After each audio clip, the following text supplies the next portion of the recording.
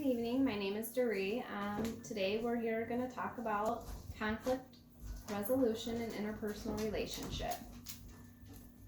Interpersonal relationship, by definition, is a strong, deep, or close association between two or more people that can range from brief to a long duration. Conflict is very healthy in every relationship. Conflict occurs on different levels. It could be work, among friends, and then in partners, which is what we're going to talk about today. Learning how to find a positive solution will help build stronger relationship in a current relationship and even down in the future. Over the past few weeks, I've done a lot of research. A lot of what I found seems to be relatively similar. So I picked two that I thought were the best. Like I said, they were relatively similar, so you might hear a couple repeat of kind of the same thing, but we'll get through this. Okay. Some people shy away from conflict, and there's a lot of reasons why. For example, they may feel like if they have an underlying anger problem, that's going to come out. And for some people, that can be very scary. They also may feel like it's a lose-lose situation, like nobody's going to win.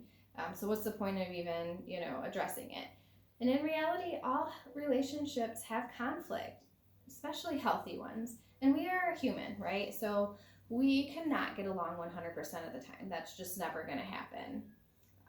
And that's okay, but let's talk about this. So first, it's very common to see people try to avoid conflict.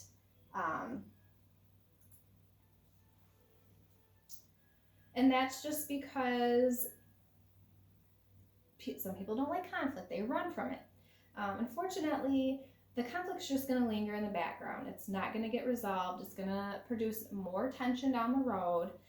So it's better just to, take it head on and get it taken care of. Some people have a style of, when they get mad, they just want to blame the other person.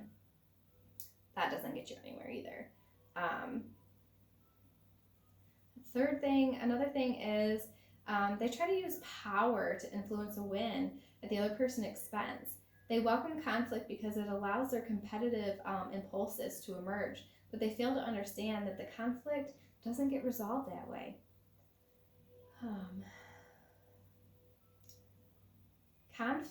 To prevent conflict from even happening in the first place, it's important to identify what you contribute to the disagreement. One way of doing this is identify a recent conflict situation. Recall what you said and think about it specifically. How could you have used more effective language? And when I say language, I'm not talking about Spanish, French, German. I'm talking about your tone of your voice, how you presented yourself. Your presentation is 100% one of the most important things when you're talking to somebody, because I could say the same thing 3 different ways and hurt this person's feeling, and then this person is fine. You just have to pay attention to how you say things. And that's one thing. You want to practice in that particular behavior over a day or a week's time and see if that helps.